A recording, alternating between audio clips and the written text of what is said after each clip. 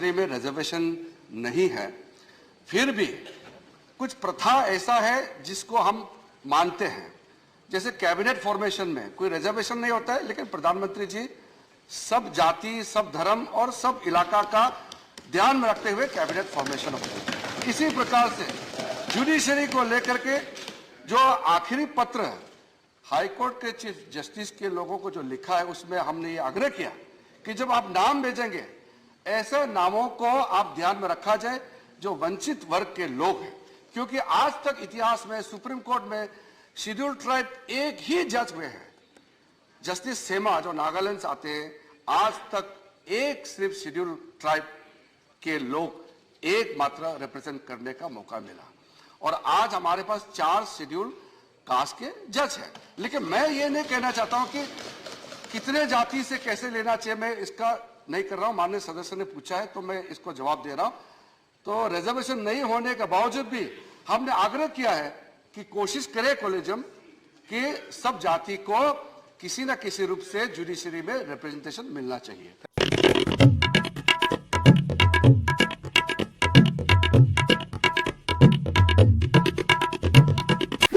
मैं हूं संजय दीक्षित और आप देख रहे हैं दी जयपुर डायलॉग्स।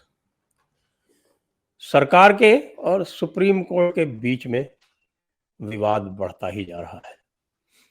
संवाद कम होता जा रहा है, विवाद बढ़ता जा रहा है, और उसका प्रमाण यह है कि सुप्रीम कोर्ट अपनी सुप्रीम कुर्सी पे बैठकर बार बार तकाजे कर रहा है, बार बार चेतावनी दे रहा है, और कानून मंत्री, वाइस प्रेसिडेंट जो कि अध्यक्ष भी हैं राज्यसभा के, वे उसकी अनदेखी करके लगातार सुप्रीम कोर्ट की मनमानी पर, उसके एक पूरी तरह से निरंकुश तरीकों पर पूरी तरह से टिप्पणी करते जा रहे हैं।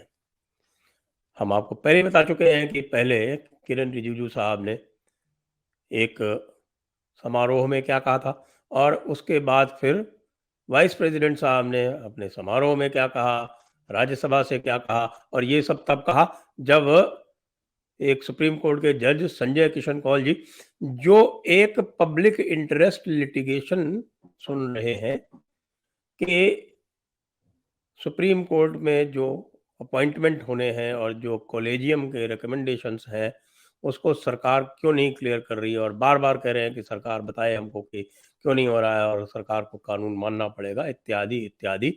उसके बाद भी सरकार ने जो दोबारा भेजे गए रिकमेंडेशंस थे, ऐसे 10 रिकमेंडेशन वापस कर दिए जो सुप्रीम कोर्ट के अनुसार उनके बनाए हुए कानून का, जी हाँ, आप सही सुन रहे हैं, सुप्रीम कोर्ट के बनाए हुए कानून का, क्योंकि ये सुप्रीम कोर्ट अनोखा है पूरे विश्व में। यह न केवल कानून की विवेचना करता है, अपितु कानून बना भी देता है। एक आर्टिकल 142 है जिसके अंतर्गत ये कहा गया है कि भाई सुप्रीम कोर्ट जो है वो कंप्लीट जस्टिस के लिए कुछ दिशा निर्देश इत्यादि या कुछ एडजस्टमेंट कर सकता है। उसको इन्होंने इस प्रकार से इंटरप्रेट कर लिया है कि ये जो चाहे वो कानून बना सकते हैं, और उसके अतिरिक्त भी उनको सब्सटैंशियल क्वेश्चंस ऑफ लॉ पे इंटरप्रिटेशन का अधिकार दिया हुआ है। उसको इन्होंने यह मान लिया है कि वो जिस चाहे कानून को हटा सकते हैं, उसको अपास्त कर सकते हैं, उसको क्वॉश कर सकते हैं। तो ये जो मनमानी है ये लगातार चलती आ रही है। 1993 में इन्होंने अधिकार ले लिए थे, तब से ये चलता आ रहा है। अब जो लेटेस्ट जो है वो परसों राज्यसभा में जो हुआ है उसकी चर्चा करना अत्यंत आवश्यक है, क्योंकि राजीव शुक्ला जी जो राज्यसभा के सदस्य हैं कांग्रेस से, उनका एक प्रश्न था, और उनका जो प्रश्न था वो सुप्रीम कोर्ट के बारे में था, सुप्रीम कोर्ट के अधिकारों के बारे में था, वैकेंसीज के बारे में था। तो उसका विस्तृत उत्तर दिया किरेन रिजिजू साहब ने, जो कि कानून मंत्री हैं, और उन्होंने 5 विषय इस पर टच किए। आप देखिए 5 विषय। सबसे पहला तो आपको पता ही है, कॉलेजियम से संबंधित है, कॉलेजियम के साथ साथ वो एनजेएसी से भी संबंधित है। फिर दूसरा जो आता है विषय, वह सुप्रीम कोर्ट के जो पेंडिंग केसेस हैं उनसे संबंधित है। उसके बाद जो आता है वो आता है कि आप एड हॉक अपॉइंटमेंट है, उसमें सुप्रीम कोर्ट जो है वो कॉलेजियम व्यवस्था लाना चाहता है, उससे संबंधित है। फिर अगला विषय जो है वो सुप्रीम कोर्ट की छुट्टियों से संबंधित है। यद्यपि ये पेंडेंसी से रिलेटेड है, लेकिन छुट्टियों से भी संबंधित है, क्योंकि पेंडेंसी में तो इंफ्रास्ट्रक्चर इत्यादि भी आ जाते हैं, तो आज छुट्टियां जो होती हैं उनसे संबंधित है। और एक और जो है ये रिटायर्ड सुप्रीम कोर्ट जजेस को जो सुविधाएं दी जा रही हैं उससे संबंधित है। इन 5 विषयों पर विस्तार से जो उत्तर दिया किरण रिजिजू जी ने, उसका विश्लेषण इसलिए अत्यावश्यक है क्योंकि एक प्रकार से सरकार ने युद्ध छेड़ दिया है सुप्रीम कोर्ट के विरुद्ध। यानी कि जो सुप्रीम कोर्ट अपने आप को सुप्रीम कहलवाने के चक्कर में वो न्याय व्यवस्था में सुप्रीम हुआ करता था, उसने न्याय व्यवस्था की सुप्रीमेसी छोड़कर यह निर्णय कर लिया कि अब वो पूरे भारत में सभी संस्थाओं में सर्वोच्च हो गया है। ऐसा उसने अपने आप कंक्लूड किया। यह निष्कर्ष उसका जो था वो स्वयं का निष्कर्ष था, और इस निष्कर्ष को अब सरकार लगातार चुनौती दे रही है। सबसे पहले आ जाते हैं कॉलेजियम व्यवस्था पर। तो कॉलेजियम व्यवस्था पर वही बात दोहराई किरण रिजिजू ने कि किस प्रकार से एक सर्वसम्मति से राज्यसभा से और लोकसभा से सर्वसम्मति से पास किया हुआ संविधान संशोधन 24 राज्यों से समर्थित कानून 5 जजेस की बेंच उसको अपास्त कर देती है। जबकि आपको ध्यान हो कि पूर्व में जो कॉलेजियम का जो थर्ड जजेस जो बताया जाता है, थर्ड जजेस वाला जजमेंट, वो 9 जजेस की बेंच का था, 9 जजेस की बेंच का। और ये ऑब्जेक्शन भी लिया गया था सरकार के द्वारा जब एनजेएससी की हियरिंग चल रही थी, और खेहर साहब जो बाद में बने मुख्य न्यायाधीश, उनकी अध्यक्षता की बेंच थी, उसके सामने ये है आपत्ति रखी गई थी कि भाई पुराना जो आपका जो थर्ड जजेस केस है वो 9 जजेस की बेंच का था, तो आप कैसे सुन सकते हैं, आप तो 5 जज की बेंच है। तो उन्होंने उसको मनमाने तरीके से मना कर दिया, क्योंकि सर्वोच्च का मतलब अब वो सर्वनिरंकुश समझने लगे, और 4-1 की मेजोरिटी से उसको कानून को पास कर दिया। उसके बाद फिर उन्होंने एक कुछ प्रिस्क्रिप्शन दिया जिसको आज तक उसका अनुसरण नहीं किया गया है। जो एक मेमोरेंडम ऑफ प्रैक्टिस या मेमोरेंडम ऑफ प्रोटोकॉल बनाया गया था, जिसके लिए आदेश दिया गया था उस जजमेंट के द्वारा, उसका भी आज तक पालन नहीं हुआ है। तो यह प्रश्न बार बार पूछा जा रहा है कि आप होते कौन हैं अपने ही मैटर में, जो मैटर आपके हितों से संबंधित है। खेहर साहब जो थे उस समय नंबर 2 थे, जो उस बेंच को हेड कर रहे थे, और नंबर 2 की हैसियत से बाकी लोग भी कॉलेजियम में आने वाले थे। चल्लेमेश्वर भी बाद में कॉलेजियम में थे। तो जो लोग स्वयं कॉलेजियम में जाने वाले हैं वो किस प्रकार से कॉलेजियम व्यवस्था के प्रति अपना निर्णय दे रहे थे। ये जो बात करते हैं इंडिपेंडेंस ऑफ जुडिशरी की, इंडिपेंडेंस ऑफ जुडिशरी का सर्वप्रथम सिद्धांत ही यही है कि you shall not be a जज इन योर ओन कॉज। और उसका उल्लंघन करते हुए पूरी तरह से मैं यह कहना चाहूंगा कि पूरी तरह से सत्यनिष्ठा से दूर हटते हुए, एक असत्य का प्रतिपादन करते हुए, एक अनर्थकारी व्यवस्था का प्रतिपादन करते हुए यह निर्णय दिया गया था। और उस निर्णय को यदि सरकार चाहे, मैं बार बार कहता हूं कि सरकार चाहे तो ना माने, क्योंकि सुप्रीम कोर्ट जो है उसने यह निर्णय कर लिया है अपने आप कि वो पार्लियामेंट द्वारा बनाई गई व्यवस्था से जो संसद के द्वारा पारित कानून है उनको नहीं मानेगा। जब एक अंग, हमारी प्रजातंत्र का एक अंग ऐसा कहता है कि हम नहीं मानेंगे एक व्यवस्था को, तो दूसरा अंग भी इनके द्वारा दी गई हुई व्यवस्था को मानने के लिए फिर बाध्य नहीं है।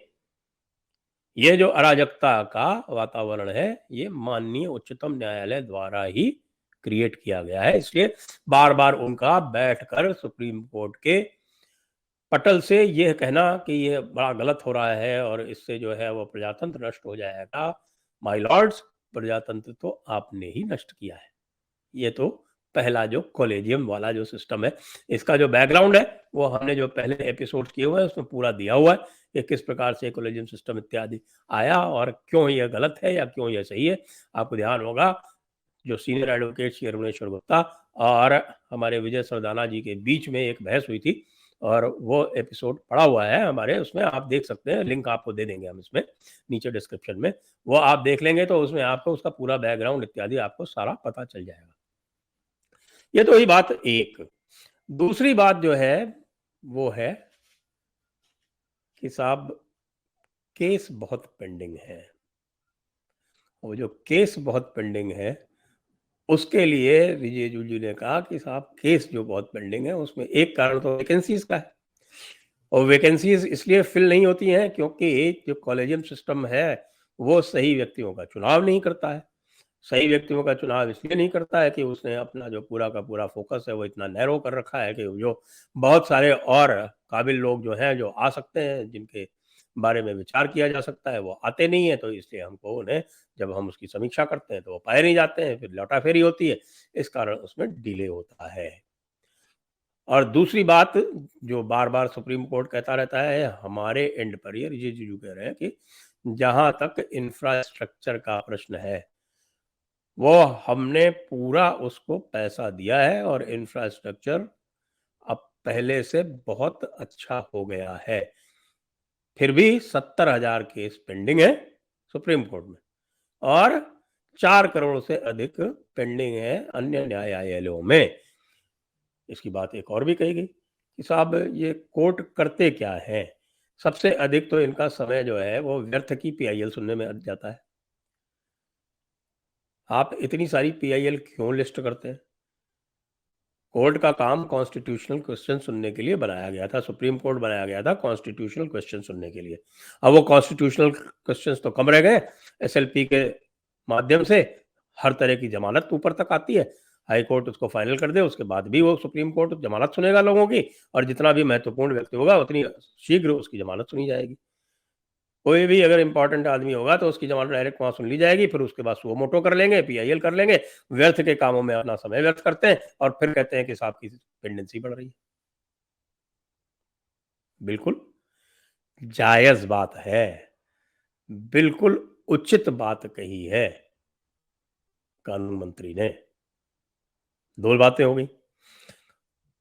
तीसरी बात फिर यह आई कि एडहॉक जजेस का अपॉइंटमेंट होना है, तो वह एडहॉक जजेस के अपॉइंटमेंट के लिए सरकार ने एक चिट्ठी लिख दी। अब कॉलेजियम कहता है कि नहीं साहब जो एडहॉक जजेस हैं यानी कि कुछ जो जजेस हैं जो 1 साल के भीतर रिटायर हुए हैं उनको अगर आगे एक्सटेंशन देना है उसके लिए भी कॉलेजियम का रिकमेंडेशन चाहिए। कि क्यों चाहिए कॉलेजियम का रिकमेंडेशन? वो जो जजेस काम कर रहे हैं वो जजेस आपके 12, 13, 14, 15 साल से लगातार काम कर रहे हैं, उनको आपने देखा हुआ है, तो उनको एक पैनल केवल बनाना है, उसमें ये दिखाना है कि साहब ये लोग 1 साल पूर्व से काम कर रहे थे, तो इनका आपको रिकमेंडेशन देना है, तो उसके लिए कॉलेजियम की क्या आवश्यकता है? पैनल बनाइए, सरकार अपॉइंटमेंट कर देगी। उसमें भी क्योंकि फेवरेट्स प्ले करना आवश्यक है। ये जो पूरा ये क्लब कल्चर है कॉलेजियम का, आप देखते हैं कि सारे गड़बड़ झाला इसी में होता है। यानी कि कुछ लोग रिकमेंड होते हैं, ये वापस आ जाती है, तब तक कॉलेजियम बदल जाता है, पता चला कि वो रिकमेंडेशन ड्रॉप हो गए, दूसरे चले गए।